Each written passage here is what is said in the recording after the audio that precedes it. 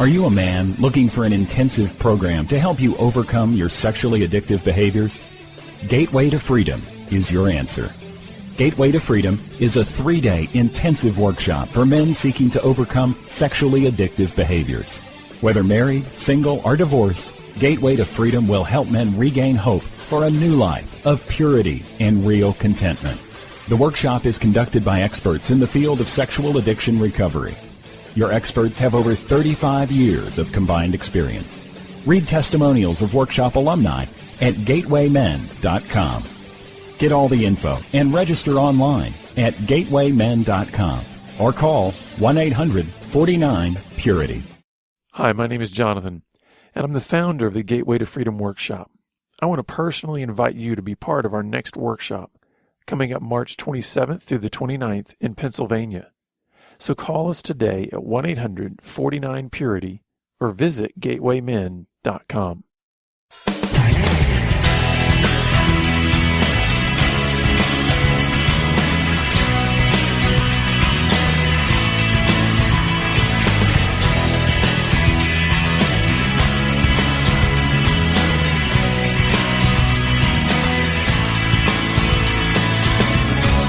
Welcome to Pure Sex Radio, training men, educating women. Are you ready to get real and start living each day in purity? This dynamic program is designed to educate, encourage, and equip listeners with the tools necessary for living a life of sexual purity. Pure Sex Radio brings you the best in mobile talk radio. Listen to real-life struggles, learn how to overcome lust, pornography, and sex addiction, and get serious about purity. Your hosts for Pure Sex Radio are Jonathan Doherty and Stephen Cervantes. Jonathan is the director of Be Broken Ministries and founder of the Gateway to Freedom Workshop for Men. Stephen is the founder of the Hope Counseling Center. Visit us online at puresexradio.com. And now, please welcome Jonathan and Stephen on Pure Sex Radio.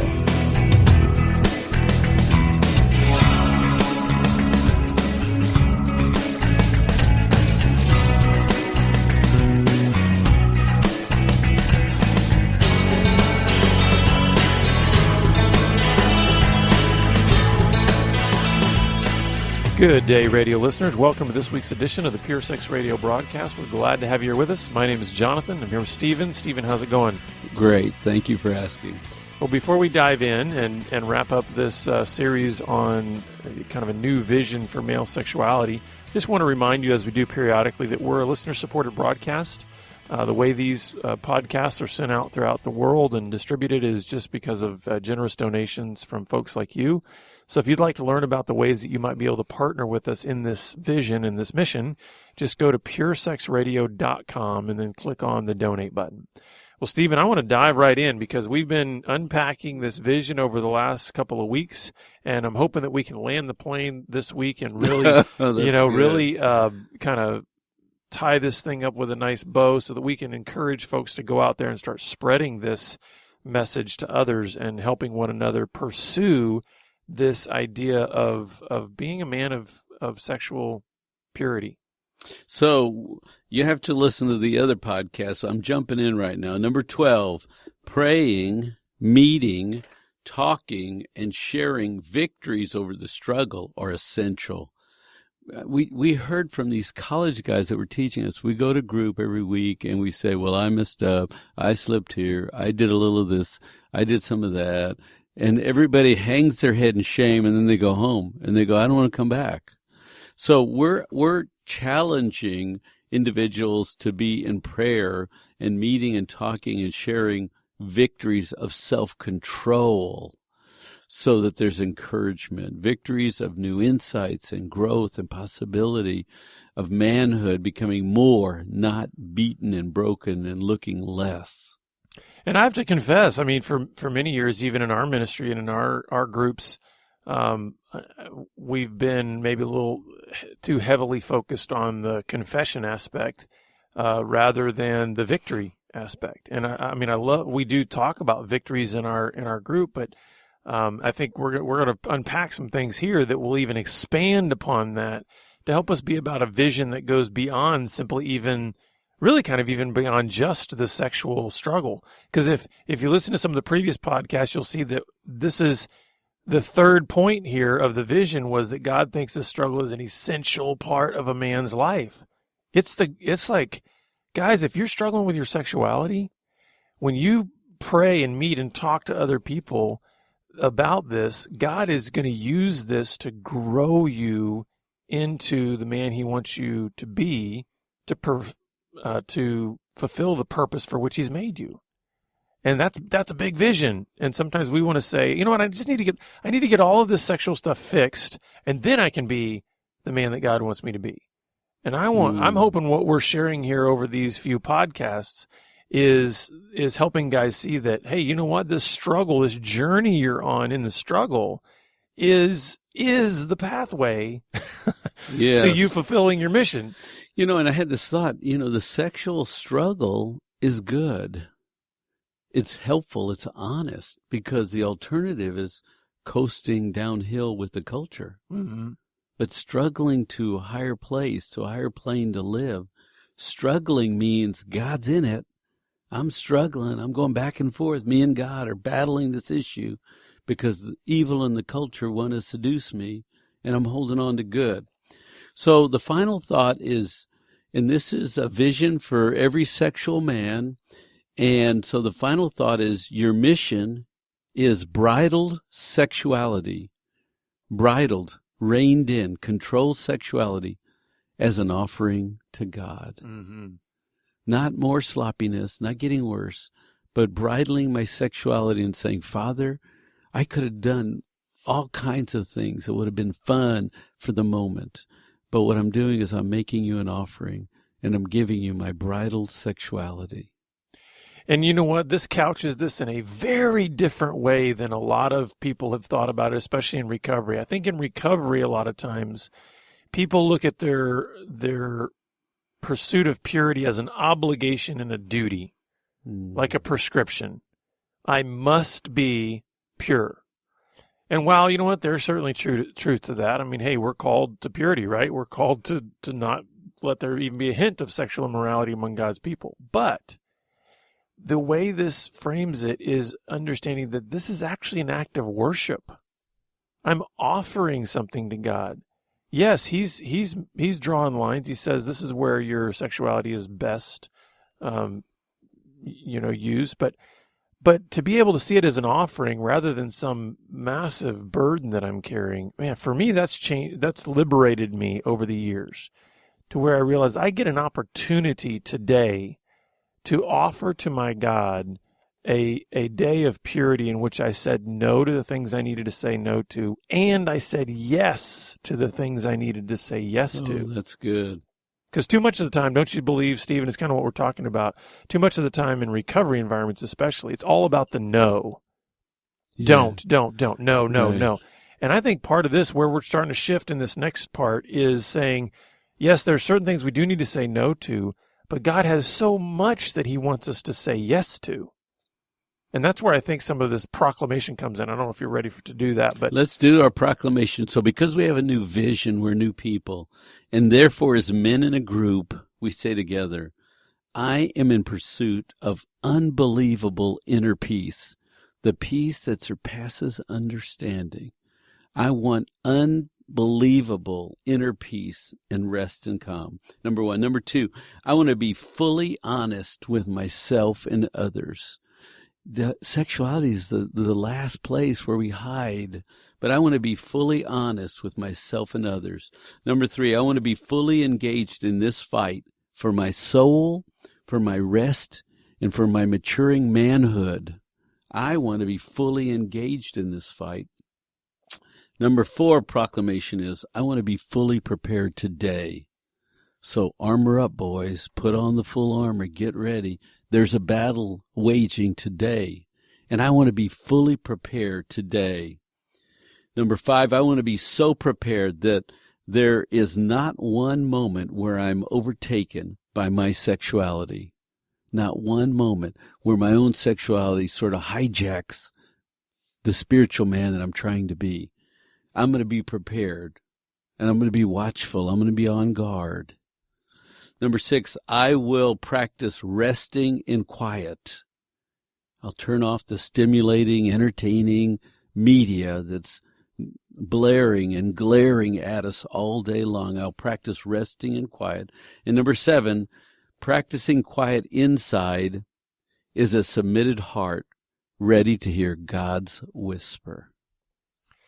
So I want that to just kind of wash over you, especially you men in the audience.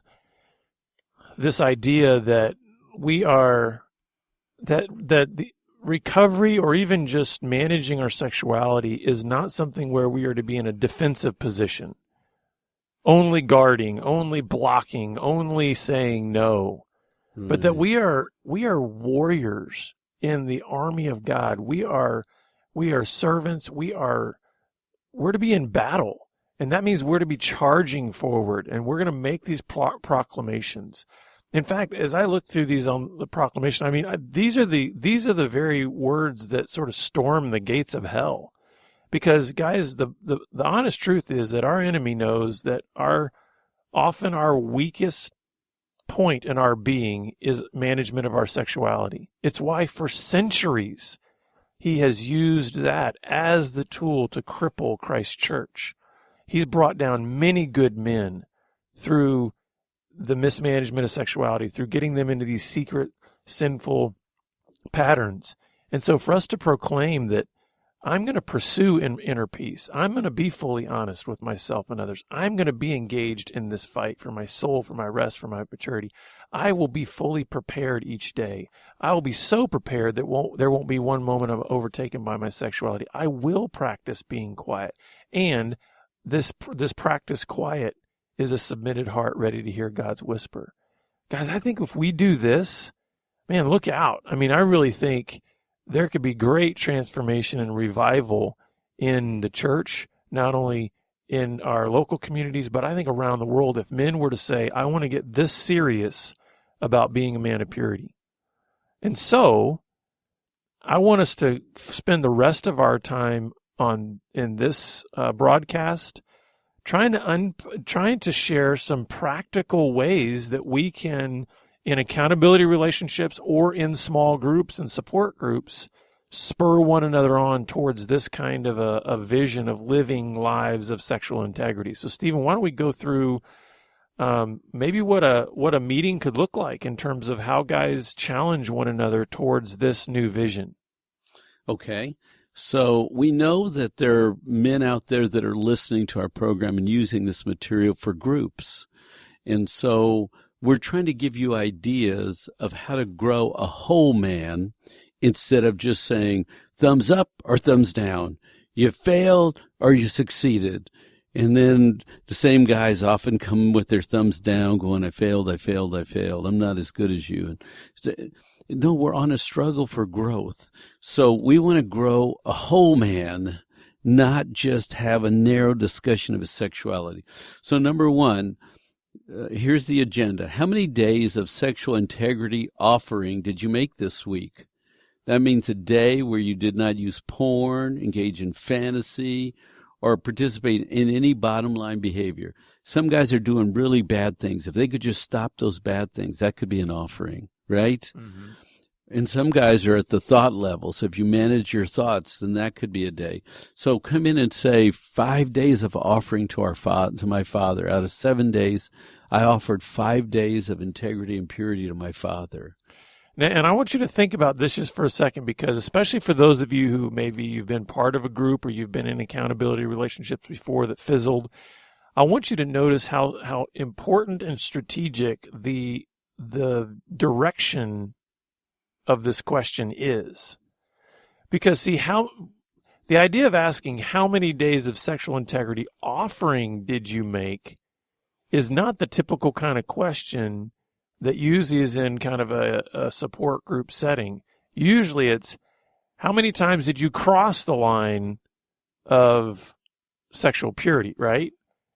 I mean, usually that's the only way it's framed. Is yes. How did you fail? Did you fail? Yeah. And this is actually saying, listen, okay, there's a place for that. We got to deal with those kind of things. But what we're really trying to work toward is what are we focusing on not just what are we trying to not focus on.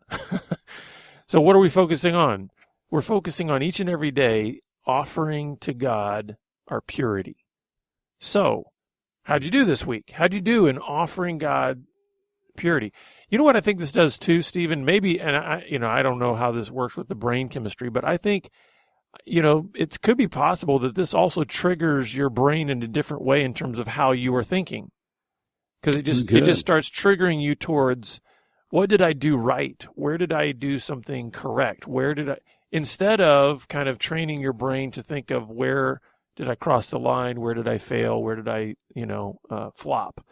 And so in some ways, it just could start helping you create a pattern in your mind, even when you get up in the morning.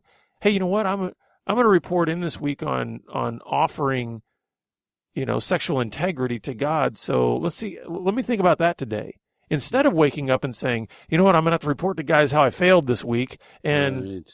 That's so good. In a very subtle way, it starts getting your mind focused on sexual integrity offerings.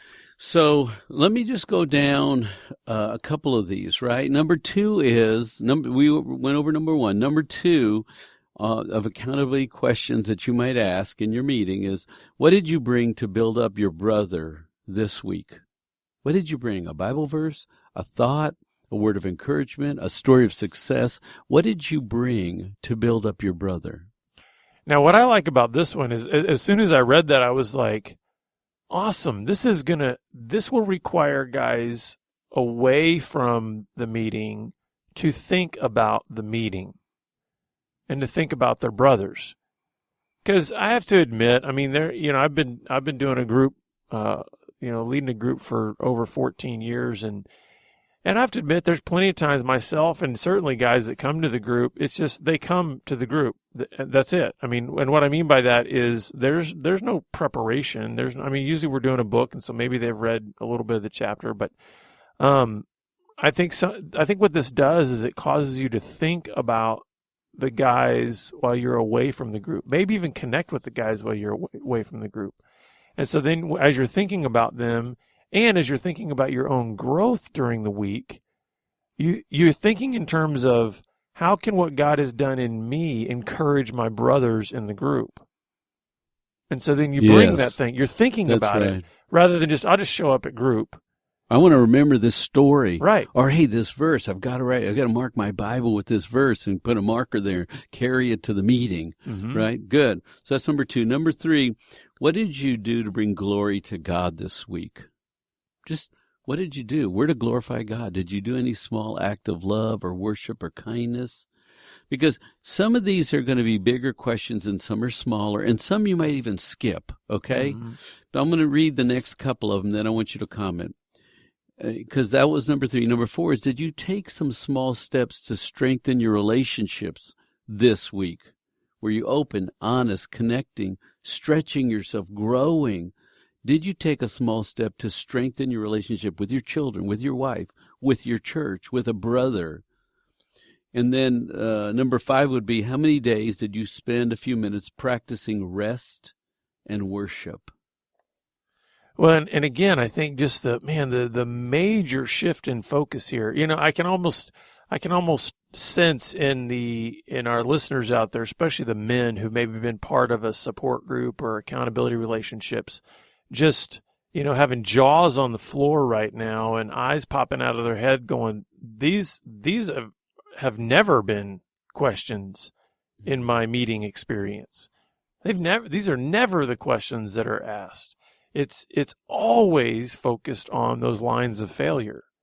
And so to even ask about bringing glory to God or doing something to improve my relationships or getting quiet for a few, these are just, I can almost sense that these are going to be foreign concepts. So how can we, and in that sense, I'm wondering, is this going to be a challenge for some of these guys to break through such an old familiar system in groups to then introduce this? Do you see that there could be any pushback on this, and guys think how could this be helpful? And well, guys that don't talk and guys that hide and guys that feel bad about themselves, we're hoping to empower men to do the things they're supposed to be doing and celebrate the right things. Because I think most sexually wounded, broken men, they hide their face in church. No, not literally, but every chance they get, they don't want to look you in the eye, and they don't want to talk about real life things. They hide their face, not their physical face, but the face of their being. They hide, and they put on their plastic face with a smile, but inside they got nothing to celebrate.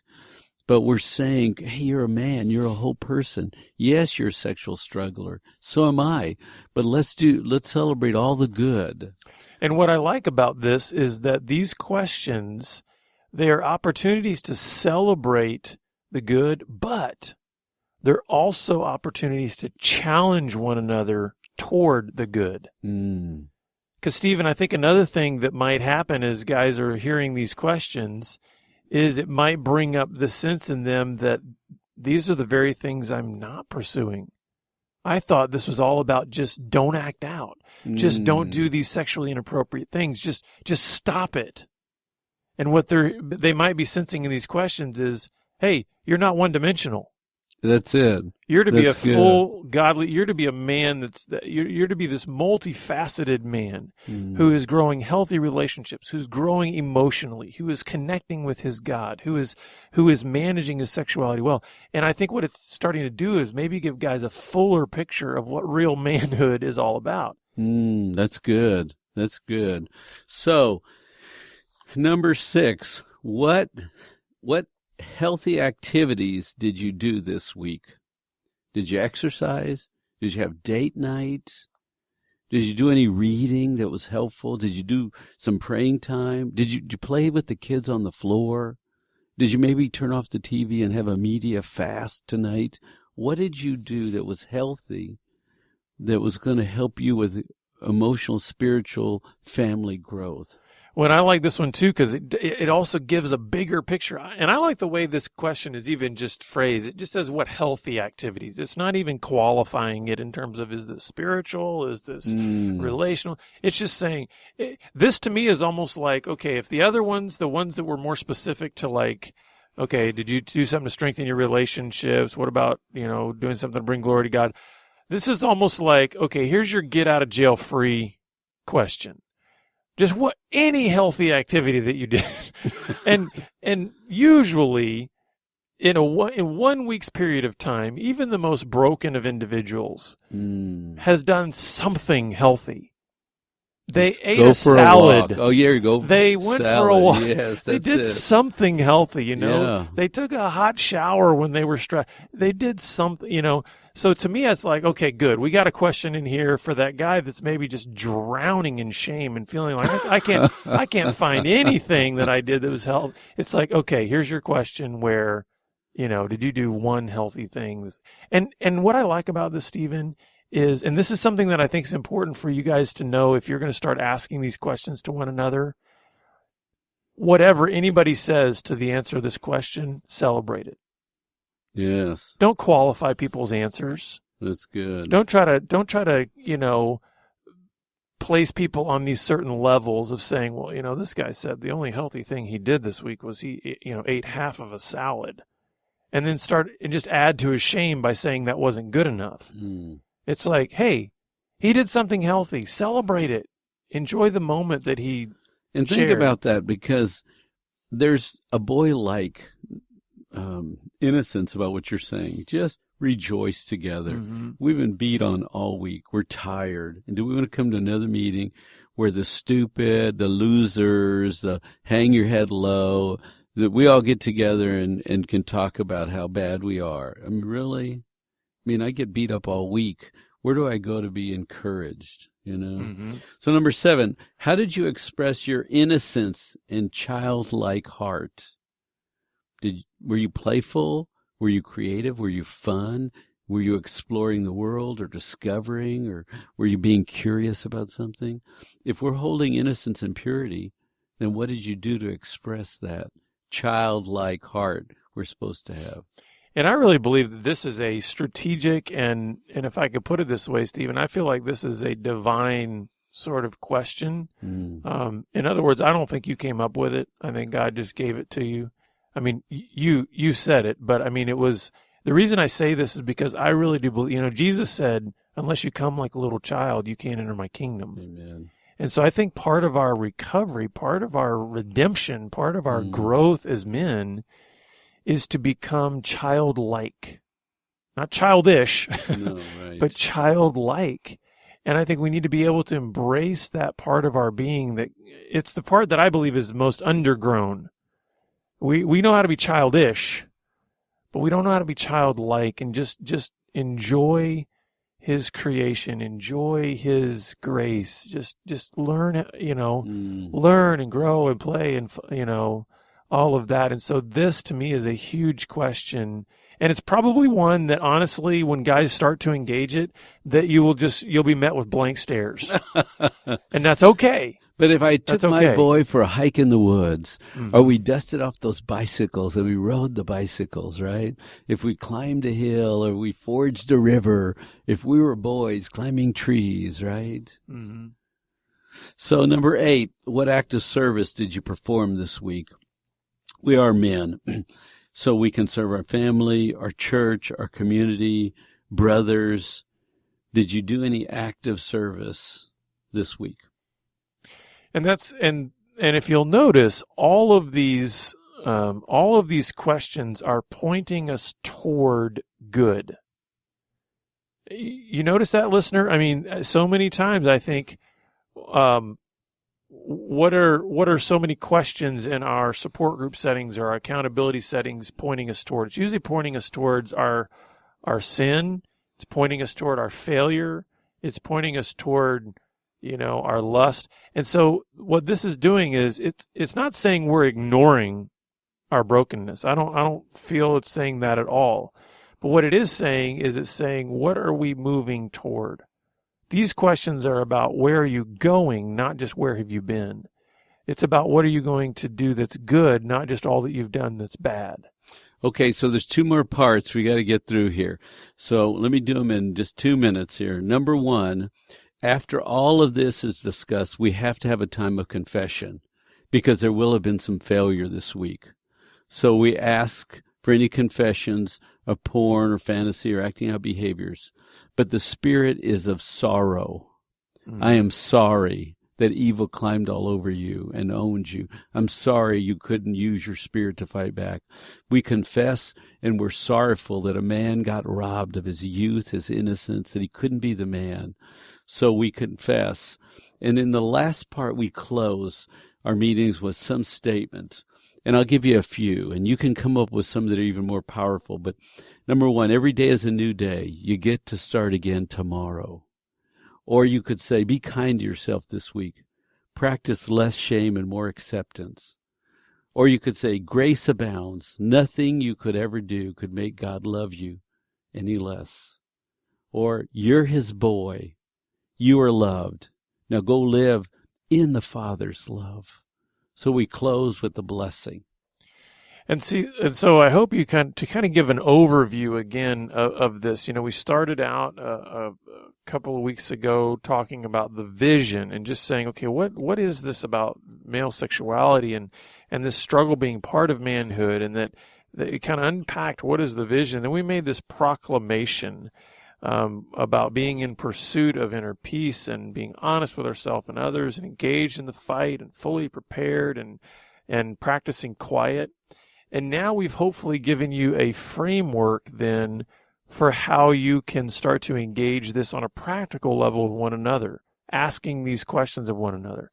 I do want you to know that this is going to be available in a PDF format on our website on our Start a Group page.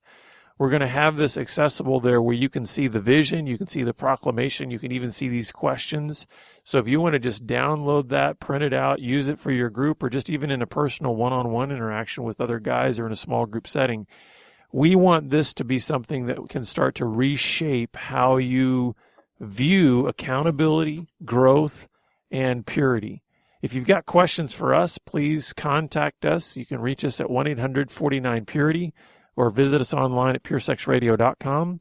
And we look forward to having you back here again next week on the Pure Sex Radio broadcast. Pure Sex Radio is paid for by Be Broken Ministries. Visit us online at puresexradio.com.